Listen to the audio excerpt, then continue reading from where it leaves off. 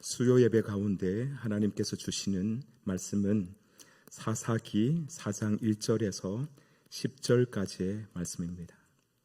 주보에는 7절까지라고 적어 놓았는데요.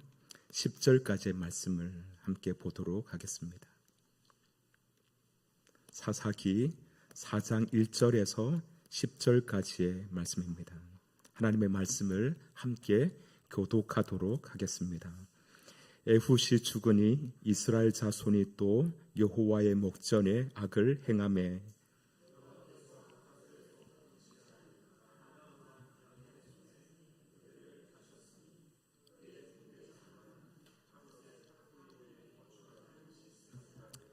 야빈 왕은 철병거 900대가 있어 20년 동안 이스라엘 자손을 심히 학대했으므로 이스라엘 자손이 여호와께 부르짖었더라.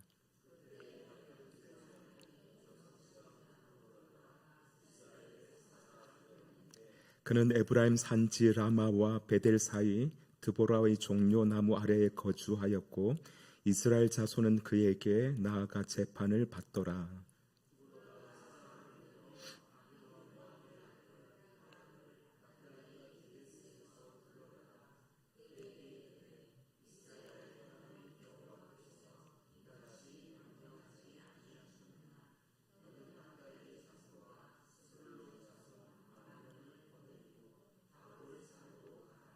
내가 야빈의 군대 장관 시스라와 그의 병거들과 그의 무리를 기송강으로 이끌어 내게 이르게 하고 그를 내 손에 넘겨주리라 하셨느니라.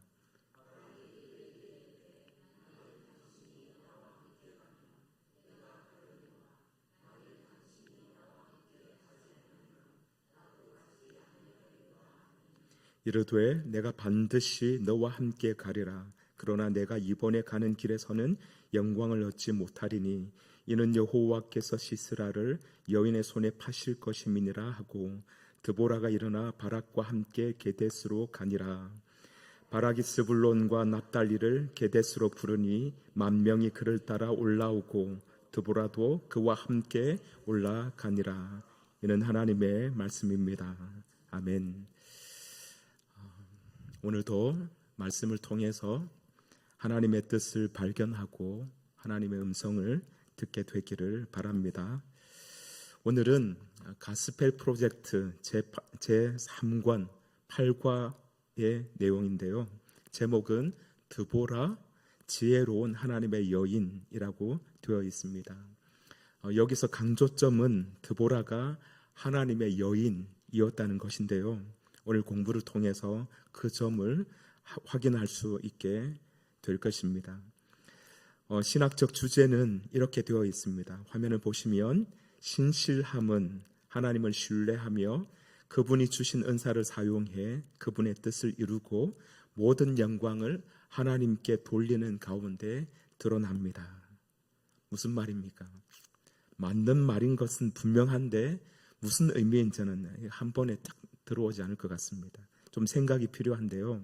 제가 이해한 방식대로 말씀드리면 먼저 신실함, 즉 믿음이죠. 믿음은 단순히 나는 하나님을 믿습니다 라고 말하는 것이 아니라 실제 삶 가운데서 하나님을 온전히 신뢰하는 것임을 말하는 것입니다. 말로만 하는 것이 아니라 삶 가운데서 하나님을 신뢰하는 것, 그게 믿음이라는 것입니다. 그리고 그런 삶 가운데서 하나님께서 내게 주신 은사를 사용하여 하나님의 뜻을 이루어가는 것, 그리고 그 결과를 통해서 하나님께 영광을 돌리는 것, 그것이 곧 믿음이라고 하는 의미입니다.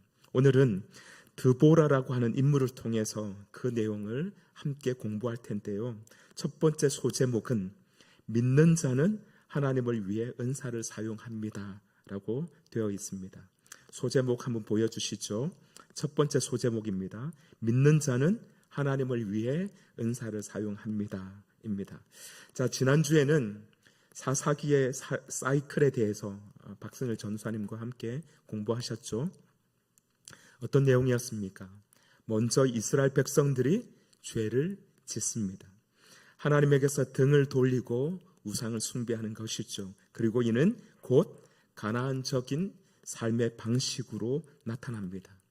힘과 권력으로 사람들을 지배하고 억압하며 자기 욕망을 채우는 것을 최우선 가치로 삼게 되는 것이죠. 그렇다 보니 이웃에 대한 폭력은 자연스러운 현상이 됩니다. 이것이 이스라엘 백성들의 죄입니다. 그러자 하나님께서 이스라엘 백성들을 징계하십니다. 그 방식은 이스라엘 주변에 있는 이방 민족들의 손에 이스라엘 백성들을 넘기시는 것입니다. 그렇게 해서 이스라엘 백성들은 이방 민족의 압제 아래에서 긴 시간 고통을 당하게 되는 것이죠. 그렇게 해서 고통이 가중되면 이스라엘 백성들은 어떻게 합니까? 하나님께 부르짖습니다. 지금 화면에 넘어갈까 안 넘어갈까 계속 화면이 궁금하신 것 같아요. 화면 바꿔주시면 됩니다. 네. 그렇게 해서 고통이 가중되면 이스라엘 백성들은 어떻게 합니까? 하나님께 부르짖습니다. 그런데 그 부르짖음은 죄에 대한 참회의 부르짖음이 아닙니다. 우리가 잘못했습니다. 우리가 죄를 지었습니다. 하나님의 말씀에 따르지 않았습니다가 아니라 그냥 이방인들의 압제 때문에 못 살겠습니다. 제발 살려주십시오 하는 부르짖음이죠. 그런데 하나님은 그 부르짖음도 들으십니다. 이것은 하나님의 은혜가 우리의 죄보다 훨씬 크다는 것을 말하는 것입니다. 이렇게 죄에 대한 회개가 아니라 그냥 주어진 고통에 대한 부르짖음이었음에도 불구하고 하나님은 응답해 주십니다. 어떻게 해요? 사람을 세우시죠. 그들이 바로 사사입니다. 하나님은 이 사사들을 통해서 이스라엘 백성들을 원수들의 손에서 구원해 주십니다. 그렇게 해서 다시 이스라엘 땅에는 평화가 찾아오게 되죠. 그런데 문제는 무엇입니까? 이 순환의 고리가 약 200년 동안 계속해서 반복된다는 것입니다. 악순환인 것이죠. 사서로 인해서 평화가 찾아오면 이스라엘 백성들은 또다시 죄를 짓습니다. 하나님 대신 우상을 섬기고 가나안적인 삶의 방식을 따르는 것이죠. 그러면 하나님께서 또 징계하십니다. 이방인들의 손에 넘겨주시는 것이죠. 그렇게 해서 이방인의 압제에 따른 고통이 임계점에 다다르게 되면 이스라엘 백성들은 또 부르짖습니다. 하나님 살려주십시오. 그러면 하나님은 또다시 사사를 보내주십니다. 이것이 바로 사사기의 사이클입니다. 오늘 우리가 살펴볼 드보라의 이야기도 바로 이러한 맥락에서 시작됩니다. 먼저 1절 말씀입니다. 화면을 보시면 에훗이 죽으니 이스라엘 자손이 또 여호와의 목전에 악을 행하매, 여기 보면 눈에 들어오는 단어가 있습니다. 바로 또입니다. 또 여호와의 목전에 악을 행하매. 여호와 앞에서 악을 행하였는데 이번이 처음이 아니라는 것입니다. 이전에도 그런 일이 있었고 그것 때문에 하나님의 징계를 받았고 또 그 징계로 인한 고통 때문에 하나님께 부르짖었더니 하나님께서 사사를 보내어 구원해 주셨고 그렇게 해서 평안이 찾아오자 이스라엘 백성들이 또다시 하나님의 목전에 악을 행했다고 하는 것입니다. 자, 여기서 질문을 드리겠습니다. 사사기의 사이클에 따르면 다음 순서는 무엇입니까? 여호와의 목전에 악을 행하였음에 그 다음은 무엇입니까? 하나님의 징계, 즉 심판이죠. 2절 말씀입니다.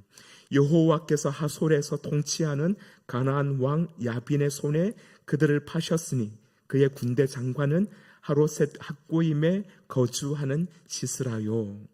하나님께서 이번에는 하솔에서 통치하는 가나안 왕 야빈의 손에 이스라엘을 파셨다고 말씀하고 있습니다. 여기 보면 조금은 어색한 표현이 하나 나오죠. 이스라엘을 파셨다라고 하는 부분입니다. 파셨다고 하는 말은 히브리어 단어 마카르라고 하는 단어를 번역한 것인데요. 말 그대로 매매 행위를 뜻하는 단어입니다. 성경에서는 종종 하나님께서 이스라엘 백성들이 죄를 범했을 때 이스라엘 백성들을 이방 나라들에게 넘기셔서 징계하실 때 사용하는 그 표현입니다. 오늘 본문에 파셨다고 하는 말이 바로 그런 의미입니다. 구속의 반대말로 이해하시면 됩니다. 구속은 어떤 것입니까? 값을 치르고 사는 거죠. 이것은 값을 치르고 파는 것입니다. 그래 반대 의미가 되는 것이죠. 그렇게 이스라엘은 가나안 왕 야빈의 손에 팔리게 되었습니다. 손에 팔리게 되었다는 말은 그 손악 위에 또는 그 압제 아래에 놓이게 되었음을 의미하는 것입니다. 곧 억압당하고 착취당하는 애굽에서의 삶으로 돌아갔음을 말하는 것입니다. 그 결과는 무엇입니까? 3절 말씀입니다. 야빈 왕은 철병거 900대가 있어 20년 동안 이스라엘 자손을 심히 학대했으므로 이스라엘 자손이 여호와께 부르짖었더라 라고 되어 있습니다. 야빈 왕은 철병거가 900대가 있다고 말씀합니다. 이 말은 군사력이 막강했음을 의미합니다. 지난번에도 말씀드렸던 것처럼 당시 이스라엘은 청동기 후기 문명에 속해 있었습니다. 그러니 철병거 900대 앞에서는 상대가 안 되는 것이죠. 그러니까 가나안 땅은 이미 철기 문명에 속해 있습니다. 그런데 이스라엘 백성들은 아직도 청동기 후기 문명에 속해 있는 것이죠. 그러니 상대가 안 되는 것입니다. 이스라엘은 결국 가나안 왕 야빈에 의해서 잔혹한 학대를 받게 됩니다. 그래서 어떻게 했다고 말씀합니까? 3절 마지막에 보면 이스라엘 자손이 여호와께 부르짖었더라 라고 말씀합니다. 자, 이제 이스라엘 백성들이 부르짖었습니다. 그 다음 단계는 무엇입니까? 하나님께 악을 행하고 하나님께서 징계를 하시죠. 그러자 이스라엘 백성들은 하나님께 부르짖습니다. 그 다음 단계는 바로 하나님께서 사사를 보내오셔서 이스라엘 백성들을 구원하시는 것입니다.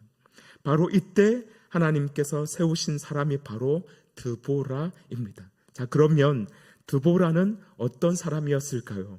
4절과 5절은 이렇게 소개하고 있습니다. 그때에 라피도세 아내 여선지자 드보라가 이스라엘의 사사가 되었는데 그는 에브라임 산지 라마와 베델 사이 드보라의 종려나무 아래에 거주하였고 이스라엘 자손은 그에게 나아가 재판을 받더라. 먼저 4절은 드보라가 라피도세 아내 여선지자라고 소개하고 있습니다. 자, 여기서 라피도시 누구인지는 알 수 없지만 드보라가 라피도세 아내라고 소개함으로써 드보라가 한 가정에 속한 아내였다는 사실을 먼저 보여주고 있습니다. 여기서 주목할 것은 라피도스라는 사람이 그다지 중요한 인물이 아니라는 것입니다. 성경에 단 한 번 이름이 등장하는데 바로 오늘 본문에서입니다. 그렇기 때문에 그가 누구인지 전혀 알 길이 없습니다. 그냥 드보라 때문에 이름이 한 번 나온 것이라고 생각됩니다. 그래서 존재감이라고는 전혀 없는 인물로 보입니다. 무슨 말인가 하면요, 드보라는 어떤 특별한 배경을 지닌 인물이 아니라는 것입니다. 가문이 특별하다든지 사회적인 지위가 높다든지 또는 남편 덕을 보았다든지 그런 부분이 전혀 없다는 말입니다. 그럼에도 그녀는 하나님의 선지자로 부름받았습니다. 하나님의 말씀을 듣고 그 말씀을 백성들에게 전하는 역할을 하고 있는 것입니다. 그때에 하나님은 그녀를 사사로 부르셨습니다. 그녀가 주로 하는 역할은 사람들의 송사를 재판하는 것입니다. 5절을 보면 이스라엘 자손들이 드보라에게 나아가 재판을 받았다고 말씀합니다. 백성들의 문제를 듣고 무엇이 옳고 그런지를 판단하고 하나님의 뜻에 따라 그 문제를 해결해 주는 역할을 감당하고 있었던 것입니다. 자, 그런데 드보라는 다른 사사들과는 다른 점이 있습니다.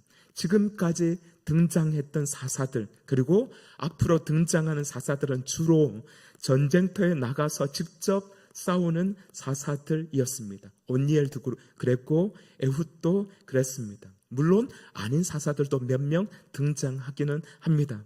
그런데 드보라는 직접 군대를 이끌고 전쟁터로 나가는 사람이 아니었습니다. 대신 그녀는 사람을 세우죠. 그가 바로 바락 장군입니다.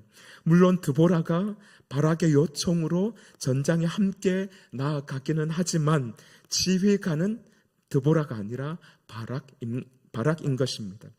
여기서 우리가 생각해 볼 것이 있습니다. 드보라는 자신의 은사가 무엇인지, 하나님께서 자신에게 맡기신 사명이 무엇인지 잘 알고 있다는 것입니다. 그것이 무엇입니까? 하나님의 말씀을 듣고 그 말씀을 분별해서 사람들에게 전하는, 바로 그것입니다.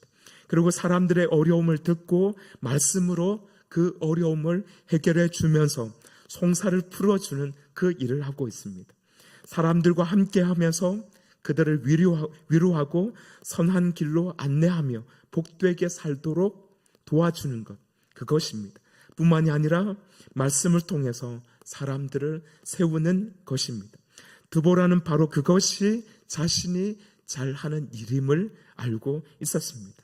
바로 그것이 하나님께서 자신에게 주신 은사임을 알고 있었던 것입니다.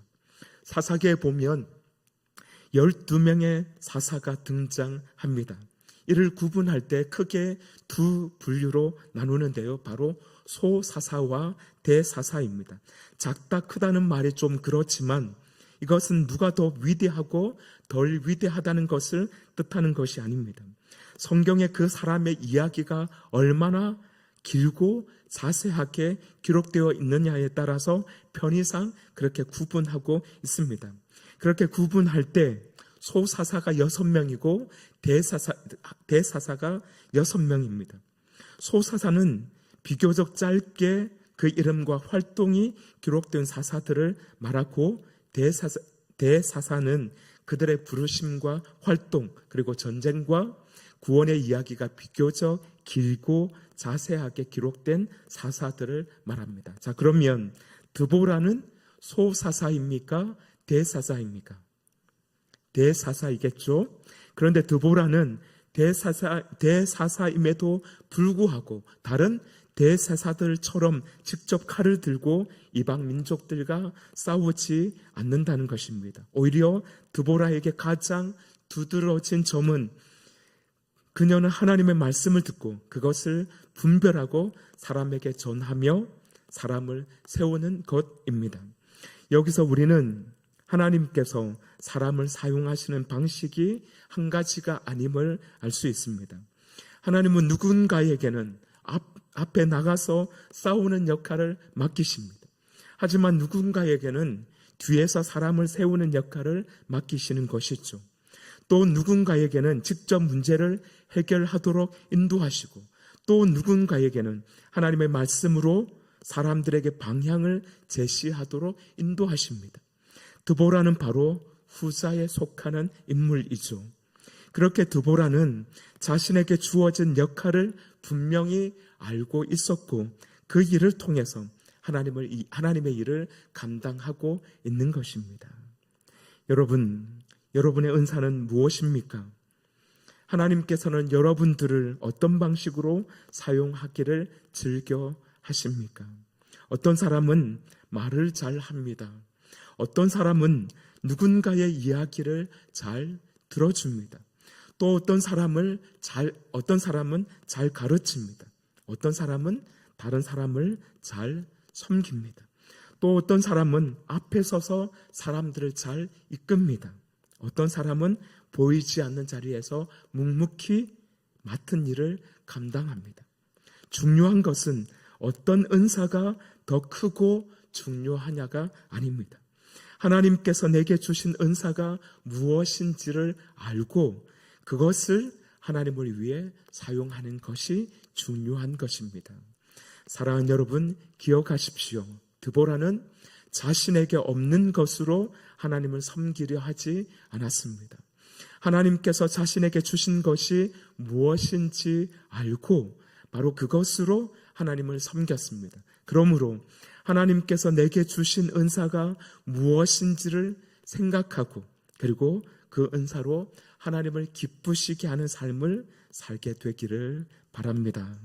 오늘 두 번째 소제목은 믿는 자는 불가능한 상황에 용기 있게 맞섭니다 라고 되어 있습니다. 믿는 자는 불가능한 상황에 용기 있게 맞섭니다 라고 되어 있습니다. 6절을 보면 드보라가 사람을 보내어서 바락을 부르는 장면이 나오는데요. 6절 말씀입니다. 드보라가 사람을 보내어 아비노함의 아들 바락을 납달리 게데스에서 불러다가 그에게 이르되 이스라엘의 하나님 여호와께서 이같이 명령하지 아니하셨느냐? 너는 납달리 자손과 스불론 자손 10,000명을 거느리고 다볼 산으로 가라. 바락을 소환한 드보라는 바락에게 하나님의 말씀을 전합니다. 이스라엘의 하나님 여호와께서 이같이 명령하지 아니하셨느냐? 너는 납달리 자손과 스불론 자손 10,000명을 거느리고 다볼 산으로 가라. 여기서 이같이 명령하지 아니하셨느냐라고 하는 말은 마치 재촉하는 것처럼 들리지만 본뜻은 부정어와 의문사가 합쳐져서 강한 긍정을 나타내는 표현입니다. 그러니까 하나님께서 분명하게 말씀하셨다라고 하는 의미입니다. 그러니 반드시 따라야 한다고 하는 말씀인 것이죠. 자, 그러면 왜 납달리 자손과 스불론 자손을 말하는가? 이 두 지파는 갈릴리 해변 근처에 있는 지파들인데요. 가나안 야빈에 의해서 가장 많은 고통을 입은 지파들입니다. 하솔이라는 지역이 이 갈릴리 땅 위쪽 지방에 있거든요. 그래서 그 야빈 왕에 의해서 이 두 지파가 가장 심한 그런 고통을 입게 된 것입니다. 그래서 그 중에서 선택하게 된 지파가 바로 이 두 지파인데 그들 중에서 10,000명을 선발하여 다볼 산으로 가라고 그렇게 말하고 있습니다. 산으로 가라고 하는 이유는 야빈의 철병거를 가지고 있으니까 산으로는 올라올 수가 없잖아요. 그래서 산으로 올라가서 진을 치라고 하는 것입니다. 이 전략적으로 그렇게 하는 것이죠. 자, 그러면서 드보라는 하나님의 약속의 말씀까지 전해줍니다. 7절 마지막 부분에 보면 이렇게 되어 있습니다. 그를 내 손에 넘겨주리라. 그를 내 손에 넘겨주리라. 이번 전쟁에서 승리하게 될 것임을 말씀하고 있는 것입니다. 자, 그런데 바락은 이름답지 않게 조금은 소심한 듯 그렇게 말합니다. 이 바락이라는 이름은 번개라는 뜻인데요. 우리가 벼락으로 기억하면 좀 오랫동안 기억할 수 있습니다. 바락, 벼락 그렇게 기억하십시오. 번개입니다. 8절을 보면 바락이 이렇게 대답합니다. 바락이 그에게 이르되 만일 당신이 나와 함께 가면 내가 가려니와 만일 당신이 나와 함께 가지 아니하면 나도 가지 아니하겠노라 하니. 이 대답만 보면 바락은 겁을 먹은 것처럼 보입니다. 사실 이 점은 충분히 이해가 되는 지적입니다. 왜냐하면 그가 상대해야 되는 대상이 철병거 900대를 거느리고 있는 야빈의 장군 시스라이기 때문입니다. 객관적으로 볼 때 상대가 되지 않는 싸움입니다. 그것도 20년 동안이나 제대로 한번 저항하지도 못한 채 억압당하고 있었기 때문에 그 싸움은 더욱더 쉽지 않은 것입니다.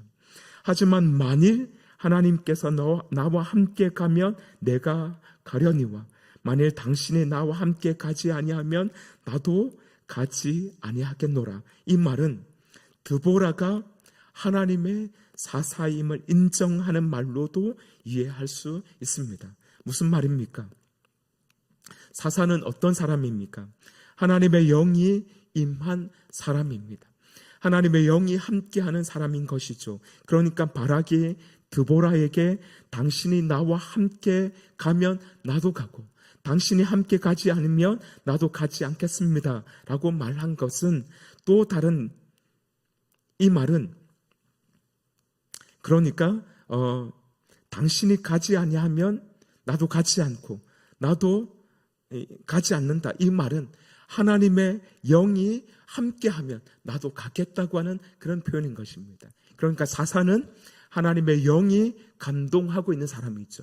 하나님의 영이 머물러 있는 사람입니다. 그러니까 사사 드보라가 가면 나도 가겠다 하는 그 말은 하나님의 영이 함께하는 그곳에 나도 함께하겠다고 하는 그런 또 다른 표현인 것입니다.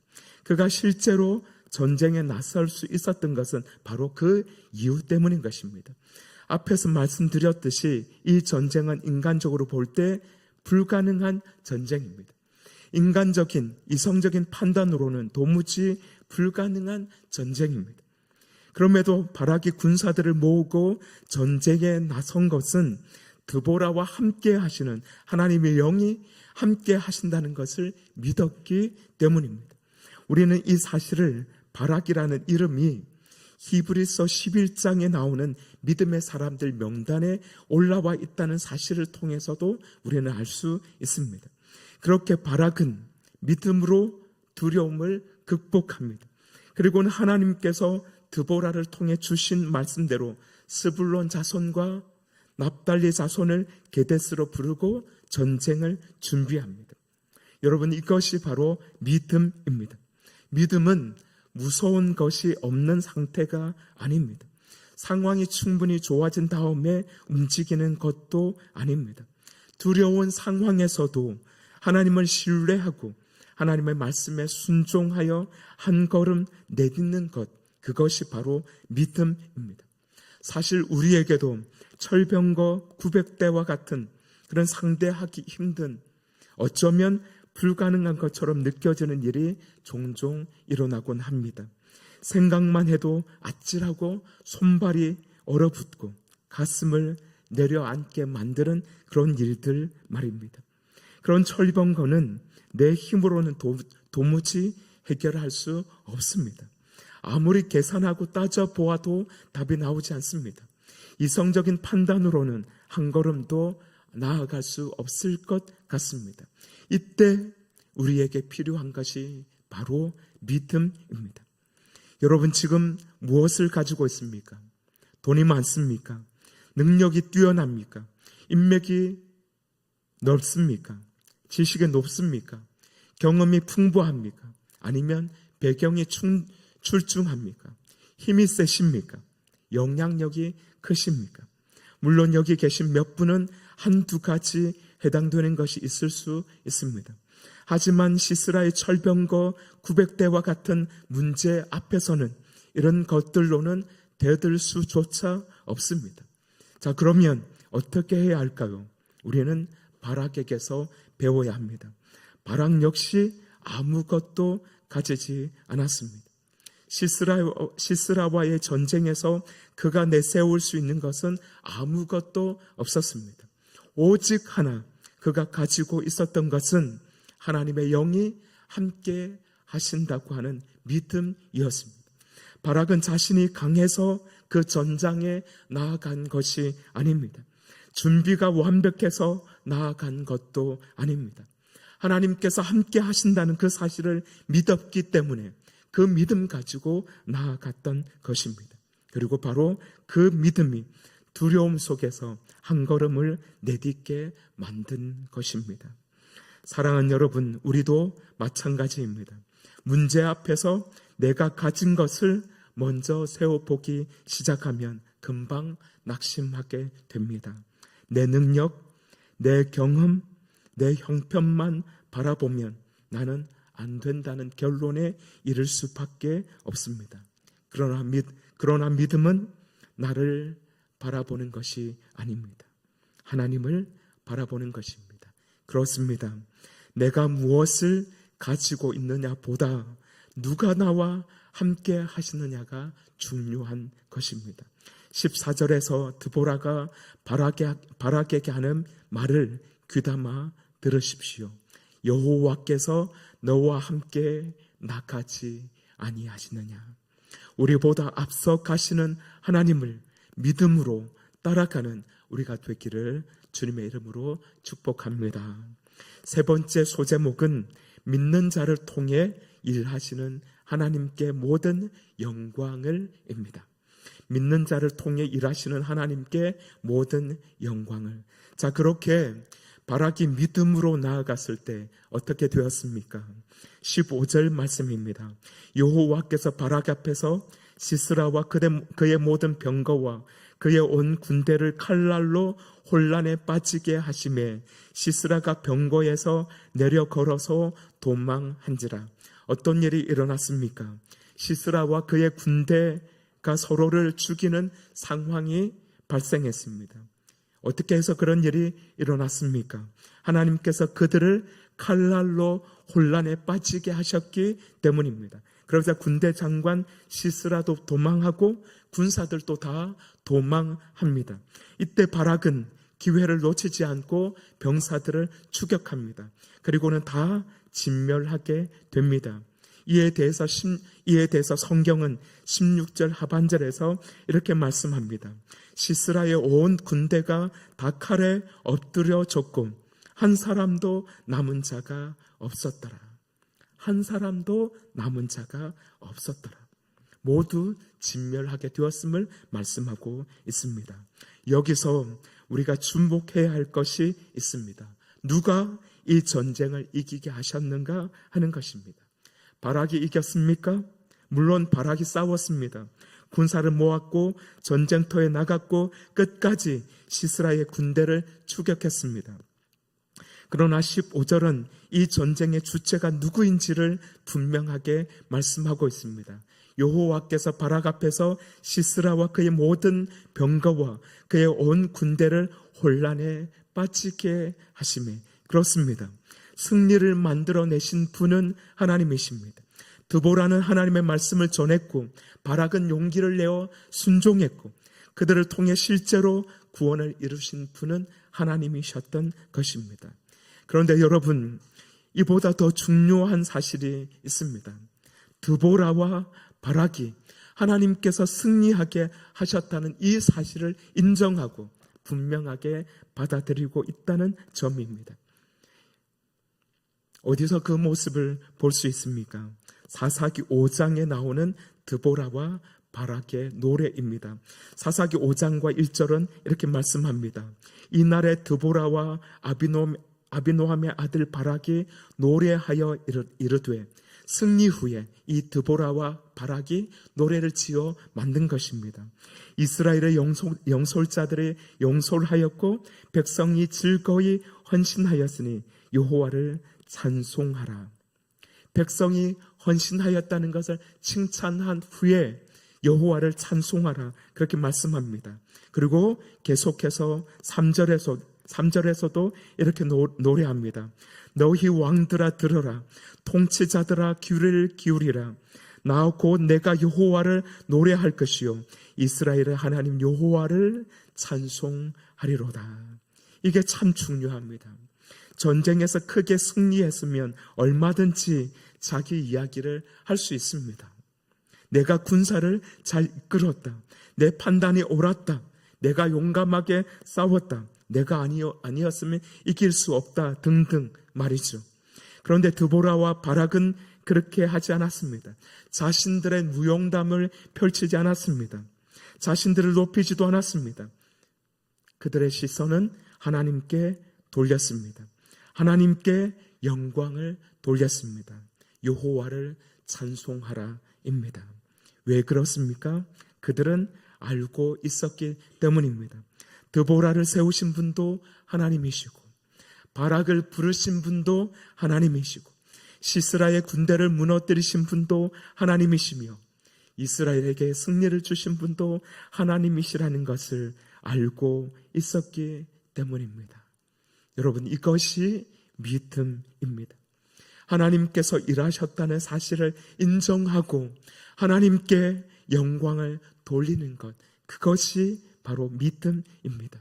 사실 이것은 쉬운 일이 아닙니다. 사람은 일이 잘 되면 자꾸 자기의 공로를 생각하게 됩니다. 내가 열심히 일했기 때문에, 내가 수고했기 때문에, 내가 정성을 들여서 일했기 때문에, 내가 정말 열심히 노력했기 때문에 라는 생각을 하게 되어 있습니다. 하지만 이것은 사실이 아닙니다. 그것은 인간의 타락한 습성일 뿐입니다.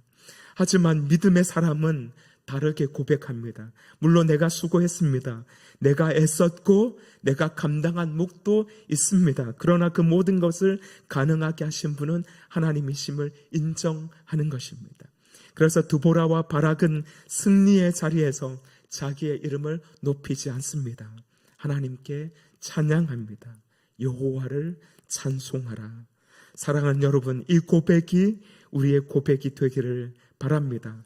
모든 일의 끝에 우리가 부를 찬송은 모든 영광을 하나님께가 되기를 간절히 바랍니다. 이것이 바로 믿는 자의 모습이고 오늘 드보라를 통해서 배우는 신실함입니다. 기도하겠습니다. 사랑의 하나님, 하나님께서 우리에게 주신 은사가 무엇인지 깨닫게 하여 주시고 그 은사를 나를 드러내기 위해서가 아니라 하나님을 섬기고 사람을 세우는 데 사용하게 하여 주옵소서. 우리 앞에 철병거 900대와 같은 두렵고 감당하기 어려운 일이 놓일 때에도 낙심하지 않게 하여 주시고 우리보다 앞서 가시는 하나님을 믿음으로 바라보게 하여 주옵소서. 두려움 속에서도 말씀에 순종하여 한 걸음 내딛는 용기를 허락해 주옵소서. 또한 하나님께서 우리의 삶 가운데 좋은 일을 이루어 주셨을 때 우리의 공로를 자랑하지 않게 하여 주시고 모든 것이 하나님의 은혜였음을 고백하게 하여 주옵소서. 하나님께서 하셨습니다. 하나님께 모든 영광을 돌립니다. 이 고백이 우리의 고백이 되게 하여 주옵소서. 예수님의 이름으로 기도드립니다. 아멘.